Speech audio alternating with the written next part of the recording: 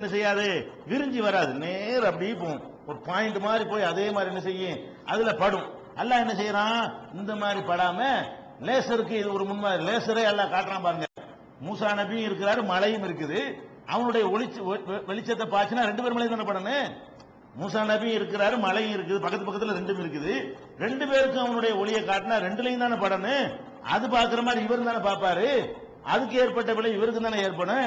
அல்லாஹ் என்ன பண்றான், எனக்கு அது ஏலும், உன் மேல படாம அதுல மட்டும் பட ஏழும்னா லேசர், அதான் லேசரு. உன் மேல படாது, எதுல பட, நான் எந்த பாயிண்ட்ல படும் நினைக்கிறேன் அந்த பாயிண்ட்ல போய் என்ன செய்வேன், ஒளி அடிக்க முடியும் அல்லாஹ் சொல்லிட்டான். இதை ஒழுங்கா சிந்திச்சு பார்த்திருந்தாங்கன்னா அன்னைக்கு லேசர் கண்டுபிடிச்சிருப்பாங்க. அப்ப சிந்திக்கல. அல்லாஹ் என்ன பண்றான், உலகின் உள்ளூர் இளல் ஜபலி, அந்த மலையை பார், அங்க பார், அங்க என்னுடைய ஒளியை பாய்ச்சுறேன். என் ஒளி பட்டவுன அது அங்க இருக்குதான்னு பாருப்ப. இனிஸ்தகர்ற மக்கானஹு ஃபஸௌஃப தரானி. என் ஒளி பட்டதும் அந்த மலை அதே இடத்தில் இருந்தால் அப்புறம் நீ என்னை பார்க்கலாம். புரிய வைக்கிறான் அல்லாஹ். என்னை பார்க்க இயலாதுங்கிறதுக்கு அல்லாஹ் எப்படி புரிய வைக்கிறான், என்னை தாங்கக்கூடிய சக்தி உனக்கு இல்லை. என்னுடைய காட்சியை, என்னுடைய பிம்பத்தை தாங்குற சக்தி உன் கண்ணுக்கு கிடையாது, உன் பாடிக்கு உடம்பு கிடையாது. மழை நம்மளை விட வலிமையானது தானே. கண்ணு தான் அல்லாஹ்வுடைய படைப்புல ரொம்ப மென்மையானது.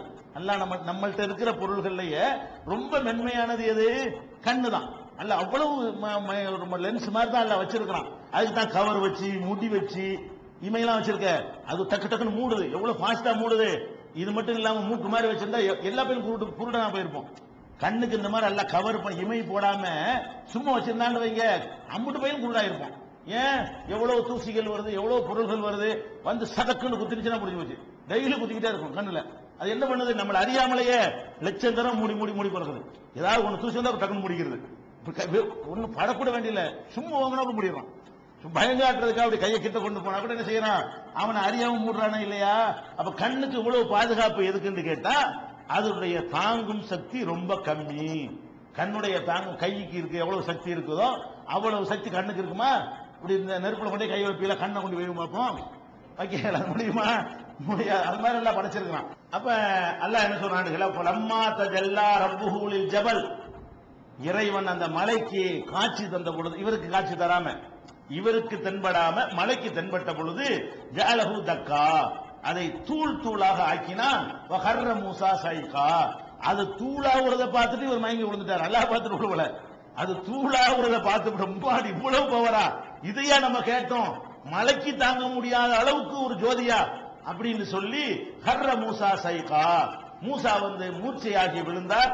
பலம்மா அபாக்க, மூர்ச்சை தெளிந்தவுடனே கால சுபஹானக துபுத்து இலைக்க வன அவ்வளுல் முமினீன், இறைவா நீ தூய்மையானவன், நான் மன்னிப்பு கேட்டுக்கொள்கிறேன்.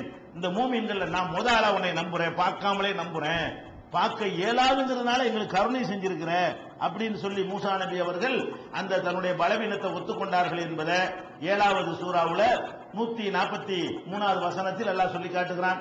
திருக்குறான்ல பொதுவாகவும் அல்லாஹ் சொல்றான், லா துத்ரிகுல் அப்சார் வஹுவ யுத்ரிகுல் அப்சார், எந்த பார்வைகளும் அவனை அடைய முடியாது, அவன் தான் பார்வைகளை அடைகிறான். நம்ம பார்வை அவன் பார்க்கறான், இந்த பார்வை அவனை பார்க்காது. ஒன் சைடு மட்டும்தான். கார்ல கண்ணாடி கிளாஸ் போட்டுருப்பாங்க, கருப்பு கண்ணாடி, அவன் உள்ள இருக்கிறவன் வெளியே பார்ப்பான், வெளியே இருக்கிறவன் உள்ள பார்க்க இயலுமா. நீனே எப்படி பண்ணுவ, எல்லாம் பண்ண மாட்டானா, நம்மளே எப்படி பண்றோம்லங்க. மனுஷனை கண்டுபிடிக்கிறானா இல்லையா, கண்ணாடி கார்ல உட்காந்துட்டு கருப்பு கண்ணாடி கூலிங் கிளாஸ் கண்ணாடி போட்டுறான், உள்ளுக்கு என்ன நடக்கணும்னு தெரிய மாட்டேன். அதுக்கு தடை கொண்டு வந்துட்டாங்க. இப்ப வேற மாதிரி சமாச்சாரம் நடக்குதுன்னு அந்த மாதிரி கண்ணாடி போடக்கூடாதுன்ட்டாங்க. அப்ப கண்ணாடியை போட்டுட்டு நீ உள்ள உட்காந்துக்கிட்டு வெளியே உள்ள அம்புட்டை நீ பாக்குற, வெளியே உள்ளவனுக்கு ஒண்ணுமே தெரிய மாட்டேங்குது. அப்ப நீ மட்டும் இப்படி செட்டிங் பண்ணும்போது அல்லாவுக்கு தெரியாது. அந்த மாதிரி அவன் நம்மளை பார்த்துக்கிட்டே இருக்கிறான், நம்ம பார்த்தா கூலிங்களா மறைக்குது, நமக்கு பார்வைக்கு சக்தி இல்லாதனால மறைச்சு. நல்லா என்ன சொல்றான்னு கேட்டா, பார்வை உன் பார்வையும் பார்த்துக்கிட்டு தான் இருக்கிறான், உன் கண்ணுக்கு நேரம் இருக்கிறான், ஒவ்வொருத்த கண்ணுக்கு நேரம் அந்த மாதிரி வியாபித்து இருக்கிறான். ஆனால் நீ அவனை பார்க்க இயலாது அப்படிங்கிற கருத்துப்பட 6வது அத்தியாயத்தில் 103வது வசனத்தில் அல்லாஹ் சொல்லி காட்டுகிறான். அதே மாதிரி அன்னை கூட சொன்ன ஆயிஷா நாயகி அவர்கள் சொன்னது 3 விஷயங்களை யார் சொல்லுகிறானோ, நபிகள் நாயகம் ஸல்லல்லாஹு அலைஹி வஸல்லம் தொடர்பாக 3 விஷயங்களை எவனாவது சொன்னால் அவன் பொய் சொல்லுகிறான்னு சொன்னாங்க. ஒன்னும் நபிகள் நாயகம் மறைவான விஷயத்தை அறிவார்கள் என்று சொன்னா அது பொய் அப்படின்னு சொன்னாங்க. நபிகள் நாயகம் ஸல்லல்லாஹு அலைஹி வஸல்லம் அவர்கள் இறைவனுடைய வஹியை, இறைவனிடமிருந்து வந்த செய்தியை மறைத்து விட்டார்கள், ஏதோ ஒரு செய்தியை மறைத்து விட்டார்கள் யாராவது சொன்னால் அவனும் பொய் சொல்கிறான்னு சொன்னாங்க. மூணாவது என்ன சொன்னார்கள்னா, மன் ஹத்தஸக அன்ன முஹம்மதன் ஸல்லல்லாஹு அலைஹி வஸல்லம் ரஆ ரப்பஹு, முஹம்மது ஸல்லல்லாஹு அலைஹி வஸல்லம் அவர்கள் இறைவனை பார்த்தார்கள் என்று எவனாவது உன்னிடத்தில் சொன்னால் ஃபக்கத் கதப, அவன் நிச்சயமாக பொய் சொல்கிறான் என்று ஆயிஷா நாயகி சொல்லி, நான் ஏற்கனவே சொன்ன அந்த வசனத்தை ஓதி காட்டுறாங்க. எந்த வசனத்தை? அவன் பார்வைகளை அடைகிறான், பார்வைகள் அவனை அடையாதுங்கிற வசனத்தையும் ஓதி காட்டுறாங்க என்ற செய்தி புகாரியில 4855வது ஹதீஸ்ல இருக்கிறது. நபிகள் நாயகம் ஸல்லல்லாஹு அலைஹி வஸல்லம் அவங்க மேராஜுக்கெல்லாம் போனாங்க. அல்லாஹ்வுடைய வல்லமை, ஆற்றல், சொர்க்கம், நரகம், இன்னும் என்னென்னவெல்லாம் எதிர்காலத்தில் நடக்கிறதோ அது மாதிரி பெரிய அதிசயங்களை எல்லாம் அல்லாஹ் அவர்களுக்கு காட்டினான். அதையெல்லாம் நமக்கு அவர்கள் அறிவித்து விட்டு சென்றார்கள். அந்த ரசூல் ஸல்லல்லாஹு அலைஹி வஸல்லம் அவங்கள்ட்ட சஹாபாக்கள் கேட்கிறாங்க, அபூதர்ங்கிற சஹாபி அறிவிக்கிறாங்க, ஸஅல்து ரசூலுல்லாஹி ஸல்லல்லாஹு அலைஹி வஸல்லம் ஹல் ரஅய்த ரப்பக, நீங்க உங்க இறைவனை பார்த்திருக்கிறீங்களான்னு ரசூலாட்ட நான் கேட்டேன். நமக்கு தான் பார்க்க முடியல, அல்லாஹ்வுடைய ரசூலா இருக்கனால கண்டிப்பா பார்த்திருப்பாங்க நினைக்கிறாரு. நம்ம சாதாரண மனிதர்கள் நமக்கு பார்க்க முடியாது, நாங்க பார்க்கணும்னா கேட்க மாட்டோம்.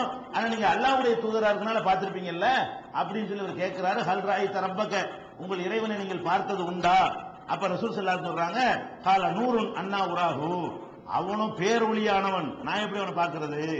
ரசூலுல்லாஹ் பதில் சொல்றாங்க, எப்படி பார்க்க இயலாத ஒண்ணு பாத்தியான்னு கேட்கிற, அவன் பேரொளி, அந்த ஒளியை எல்லாம் நமக்கு தாங்க இயலாது, அந்த கதிர் வீச்சுகளை எல்லாம் நம்முடைய கண்களால் தாங்கிக் கொள்ள இயலாதுன்னு சொல்லி ரசூலுல்லாஹ் சொல்றாங்க. கால நூருன் அன்னா உராஹு, அவனும் ஒளிமயமானவன், அவனை எப்படி நான் பார்க்க முடியும் என்று நபிகள் நாயகம் ஸல்லல்லாஹு அலைஹி வஸல்லம் சொன்னதாக சஹீஹ் முஸ்லிம்ல 261வது ஹதீஸ்ல நம்ம பார்க்கிறோம். இப்படி இறைவனை பற்றி எண்ணற்ற கொள்கை விளக்கங்களை இந்த மார்க்கம் நமக்கு சொல்லி தந்திருக்கிறது.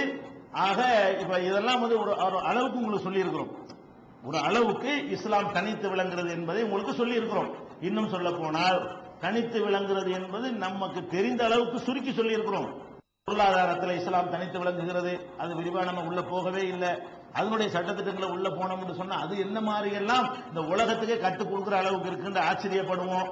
வியாபாரம் செய்வதற்கு இஸ்லாம் வகுத்திற்குரிய நெறிமுறைகளும் விதிமுறைகளையும் பார்த்தோம்னு சொன்னா அதை பார்த்து பிரமிப்போம். இது எப்படி எழுத படிக்க தெரியாத ஒரு மனிதர் சொன்ன மார்க்கமா? பெரிய உலகத்திலே நோபல் பரிசுக்கு மிஞ்சக்கூடிய ஒரு பொருளாதார மேதை வகுத்து தந்த சட்டமா என்று சொல்லுகிற அளவுக்கு அதனுடைய சட்டங்கள் அமைந்திருப்பதை பார்க்கலாம். குடும்ப வாழ்க்கையில் நடக்கக்கூடிய பிரச்சனைகள், சட்டத்திட்டங்கள் இருக்க, எத்தனையோ குடும்ப நல கோர்ட்டுகள் எல்லாம் இருக்கிறது.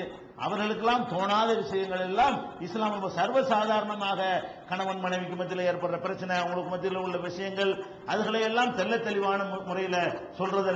அதுல தனித்து விளங்குற காட்சி நீங்கள் பார்க்கலாம். கணவன் மனைவிக்கு மத்தியில் ஏற்படுற பிரச்சனை, அவங்களுக்கு மத்தியில் உள்ள விஷயங்கள், அதுகளை எல்லாம் தெல்ல தெளிவான முறையில் சொல்றது. அதுல தனித்து விளங்குற காட்சி நீங்கள் பார்க்கலாம். அதே மாதிரி திருமணம், மற்ற நிகழ்ச்சிகள், சடங்குகள், இறந்து போனவருக்கு செய்கிற சடங்குகள், பிறந்தா செய்த சடங்குகள், பேர் வைக்கிற சடங்குகள், கல்யாண சடங்குகள் என்று நிறைய சடங்கு சம்பிரதாயங்கள் இருக்க மனித வாழ்க்கையில தவிர்க்க முடியாதவைகள். கல்யாணம் ஒரு மனுஷனுக்கு அவசியம், புள்ள பெறது அவனுக்கு அவசியம், பேர் வைக்கிறது அவசியம், சுன்னத்து பண்றது அவசியம். இப்படி மனித வாழ்க்கையில் அவன் செய்தே தீர வேண்டிய காரியங்கள்ல கூட ஒரு நெறிப்படுத்தி பொருளாதார கஷ்டம் வராம, சிரமம் வராம, யாரு பிச்சை வாங்கிறாம, கடன் வாங்கிறாம, வட்டிக்கு வாங்கிறாம, சக்திக்கு உட்பட்டு செய்யற அளவுக்கு இந்த சடங்குகளில் கூட எவ்வளவு நெறிமுறைகளை இஸ்லாம் காட்டி இருக்கிறது பாத்தீங்கன்னா, அதுல இந்த திருமணம், இந்த காலத்துல புரட்சி திருமணம், அந்த திருமணங்கிறாங்கல்ல, இது எல்லாம் மிஞ்சின புரட்சி நம்ம சொல்லக்கூடிய திருமணங்கள். இப்படி அதனுடைய விதிமுறைகளை நீங்கள் பார்க்கலாம். அதே மாதிரி வழக்கு, ஒரு கோர்ட்ல வழக்கு நடக்கிறது, எப்படி வழக்கு நடத்தணும், எப்படி விசாரணை நடத்தணும், விசாரிக்கிற முறை என்ன, சாட்சிகளை எப்படி விசாரிக்கணும், நீதிபதி எப்படி இருக்கணும், எப்படி நீதி வழங்கணும் என்று நீதிமன்ற நெறிமுறைகளை எல்லாம் இஸ்லாம் சொன்ன அளவுக்கு சொல்லல. அதனாலதான் என்ன செஞ்சிருக்கிறான், அமெரிக்காவோட சுப்ரீம் கோர்ட்ல 10 பேருக்கு செலவு வச்சான்.